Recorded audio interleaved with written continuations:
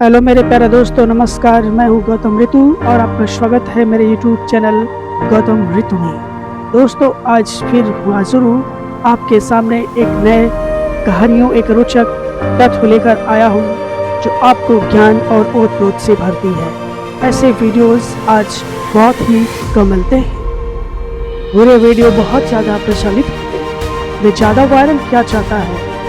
लेकिन आज का ये जो वीडियो है वो आपको बताएगा हकीकत क्या है। एक ऐसे व्यक्ति की कहानी है जिसे आप सुनेंगे तो वास्तव में कहेंगे कि नहीं, व्यक्ति को ऐसे ही होना चाहिए।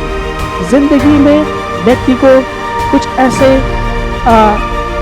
अफसाने होते हैं, कुछ ऐसे नजराने होते हैं जिसे जानना बहुत ज़रूरी होता है। तो बिना विलंब के, बिना डिले के लिए बात हम आगे रखते हैं एक ऐसे संत की, एक ऐसे पुरुष की जिसके बारे में आप सुनेंगे तो वास्तव में कहेंगे ये कहानी तो हमने कभी सुनी ही नहीं थी।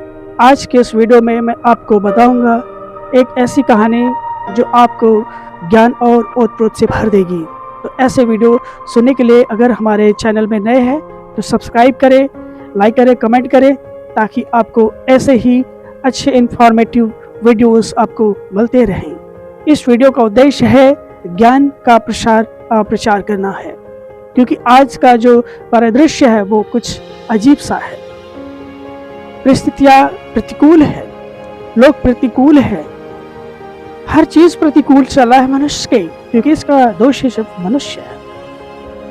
इस वीडियो में अगर आप नए हैं तो इस वीडियो को सब्सक्राइब करें, बेल आइकन जरूर प्रेस करें, ताकि आपको इन्फॉर्मेटिव, हमारे महत्वपूर्ण वीडियोस आपको आसानी से मिलते रहें। तो मिलते हैं एक नए अवधारणा के साथ, एक नई सोच है जिसे आप सुनेंगे तो आपको लगेगा कि वास्तव में ऐसी कहानियाँ सुननी चाहिए।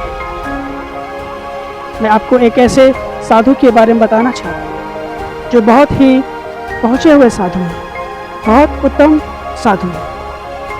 वो अपने शिष्यों के साथ आश्रम में रहते हैं। वो ऋषि बहुत ही ज्ञानी और जाने माने हैं। उनके सैकड़ों अनुयायी हैं,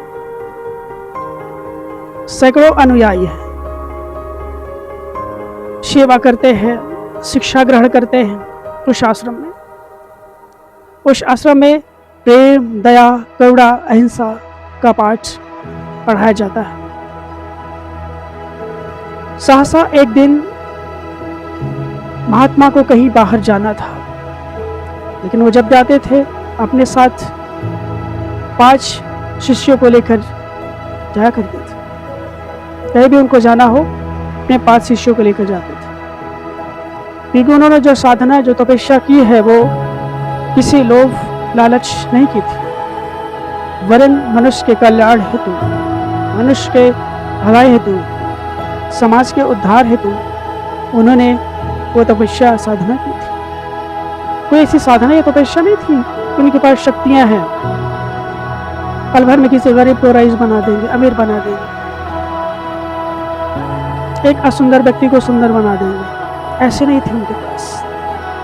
वो ज्ञान की वो जो अलख थी उनके पास थी,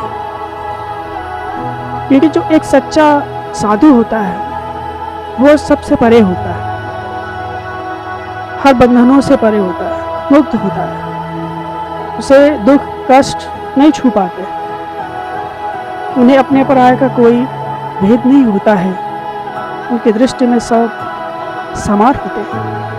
यही साधुत्व है, यही साधुत्व का ज्ञान है। इस साधु का मतलब ये होता है सज्जन। और जिस साधु में सज्जनता ना हो, दया ना हो, करुणा ना हो, वो साधु तो हो ही नहीं सकता है। अगर साधु है तो मात्र वो एक ढोंग कर रहा होगा, आडंबर कर रहा होगा, अनाचरण कर रहा होगा गलत कार्यों का। ऐसे साधु तो बहुत मिल जाते हैं आज के समाज में, आज के देश में, आज के परिदृश्य में। क्योंकि साधु का मतलब वो नहीं समझ पाते कि बस साधु का मतलब क्या है। साधुत्व का मतलब ये नहीं है कि आप अपना संपूर्ण जीवन व्यर्थ कर दें। साधुत्व का मतलब है कि आप ऐसा जीवन जिए जो मानव कल्याण के लिए। अगर आपने एकांत जीवन जी लिया है और उसका समाज का कोई फायदा नहीं हुआ तो ऐसे साधुत्व का भी कोई अर्थ नहीं रह जाता।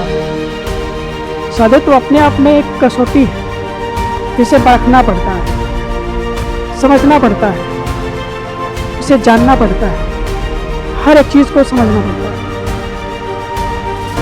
तो ये बात साधुत्व की मैं बात कर रहा था कि साधुत्व क्या होता है, साधुत्व कैसे होना चाहिए व्यक्ति को, ये बहुत ही महत्वपूर्ण था।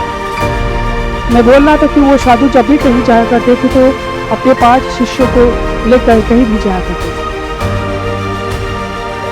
जंगल के रास्ते से वो जा रहे थे, अपने विचारों में खोए हुए रहते थे। उन्हें दूर सफर करना भी हो तो उन्हें एहसास नहीं होता था कि मैंने कितनी पग यात्रा कर ली है, क्योंकि जब व्यक्ति अपने ध्यान में, विचारों में लीन रहता है तो आसपास की परिस्थितियां उसे प्रभावित नहीं कर पाती। चले जा रहे थे, चले जा रहे थे,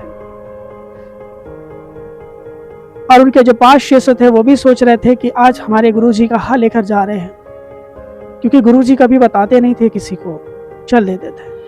और शिष्य भी थे, प्रश्न भी नहीं करते थे कहाँ जाना है, बस उन्हें तो आज्ञा का पालन करना होता था, क्योंकि गुरु का जो पालन करता है वो एक धर्म है उनका।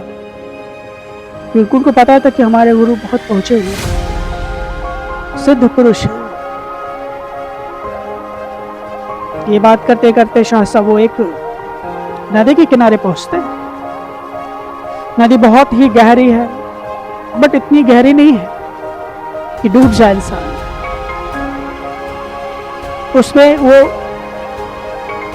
नदी में घुसकर आर पार हुआ जा सकता है।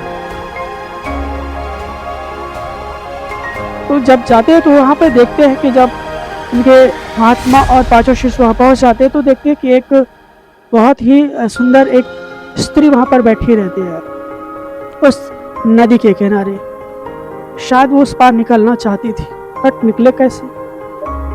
उसे डर था कि अगर मैं घुसूंगी इस नदी में तो शायद डूब सकती हूँ, बह सकती हूँ, या हो सकता है कि इस जल के अंदर कोई खतरनाक जीव भी हो सकते हैं, मगरमच्छ हो सकते हैं, घड़ियाल हो सकते हैं, विषैले सर्प हो सकते हैं।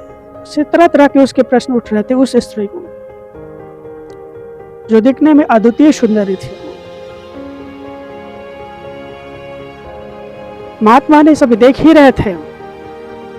महात्मा ने कुछ नहीं सोचा, सीधा उस स्त्री को ऐसे गोद में उठा लिया और पानी में घुसकर उसको उस पार छोड़ दिया। वह स्त्री साधु को अभिवादन धन्यवाद करते हुए अपने रास्ते चली गई। महात्मा भी अपने रास्ते हो लिए, परंतु जो उनके साथ शिष्य थे वो बड़े ही क्रुद्ध हो गए आज कि भौवें चढ़ गई। लगता है हमारे महात्मा सदाचार का पाठ भूल गए, नैतिकता का पाठ भूल गए कि इस तरह का स्पर्श करना भी हमारे लिए कितना पाप है। इन्होंने तो उठा ही लिया है उनको, तो घोर अपराध हो गया है। मन ही मन सोच रहे थे वो शिष्य, क्योंकि बोलने का तो उनका साहस था नहीं। चले जा रहे थे, चले जा रहे थे। महात्मा समझ रहे थे कि ये सब क्या सोच रहे हैं मेरे प्रति, कैसे इनकी अवधारणा है। और वो समझते हैं कि ये भी गलत नहीं सोच रहे हैं, पर यह बात शिष्यों को भी नहीं पता, क्योंकि वो भी मन में ही सोच रहे हैं। जब कुछ रास्ते दूर सफर कर लिए तो एक बगीचा आया, तो सोचे उस बगीचे के पास बैठकर कुछ विश्राम किया जाए, क्योंकि जो लंबा सफर है, थक चुके होंगे तो विश्राम करना अति आवश्यक हो जाता है। तो महात्मा देखते हैं कि हमारे 5 शिष्य कुछ खोए खोए से है, गुमसुम से कुछ बोल क्यों नहीं रहे थे, आज बात क्या है। महात्मा ने बहुत ही सहज स्नेह भाव से पूछा, शिष्य क्या बात है, क्या कष्ट है तुम्हें, बताओ हमें, कुछ छुपा रहे हो क्या, या कुछ हमसे गलती हुई, अपराध है। जबकि महात्मा खुद चाहते थे, इसलिए नाराज। तो उसमें से एक ने साहस करते हुए कि महाराज मेरे अपराधों को क्षमा कर लें, बट रहा नहीं जा रहा है ये प्रश्न, आपसे पूछना चाह रहे हैं। आत्मा ने कहा पूछो, जरूर पूछो, जिज्ञासा है तो उसका जरूर समाधान किया जाएगा। उन्होंने कहा कि आप स्त्री को हमेशा कहते हैं कि उसे दूर रहना चाहिए, उसका कभी भी पास नहीं रहना चाहिए। महात्मा ने कहा खुलकर बोलो, क्या कहना चाहते हैं आप आखिर? कहे आप उस नाले के पास से जो एक स्त्री सुंदर थी, आपने उसको जो है अपने गोद में उठाकर उसको पार करवा दिया आपने जो है।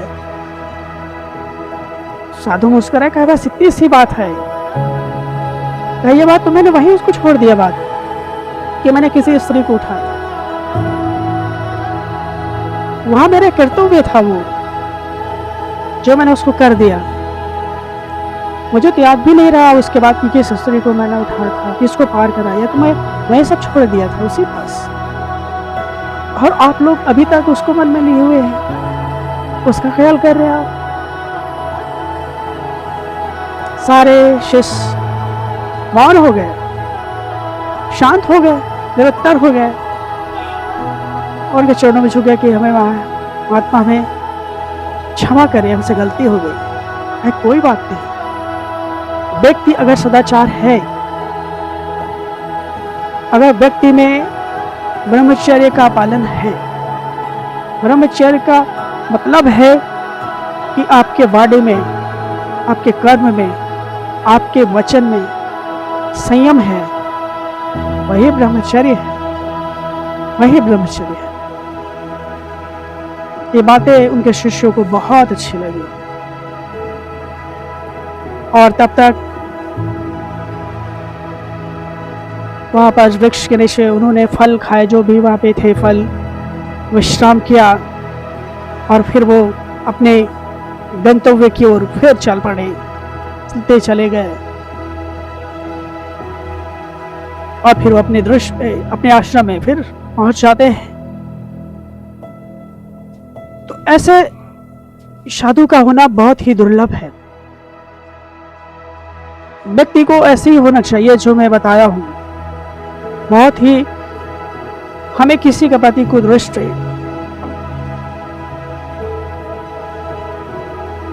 प्रतिकूलता नहीं रखनी चाहिए। जीवन को में एक सदाचार का होना बहुत जरूरी है, यही मैं बताने का प्रयास कर रहा हूं। उम्मीद करता हूं ये वीडियो आपको पसंद आया होगा। मिलते हैं एक नए वीडियो में एक नई सोच, एक नई अवधारणा के साथ। अगर इस वीडियो को लाइक किया तो लाइक करें, सब्सक्राइब करें, कमेंट करें। मिलते हैं नेक्स्ट वीडियो में एक नई सोच के साथ। तब अपने दोस्त सखा को दीजिए इजाज़त। नमस्कार।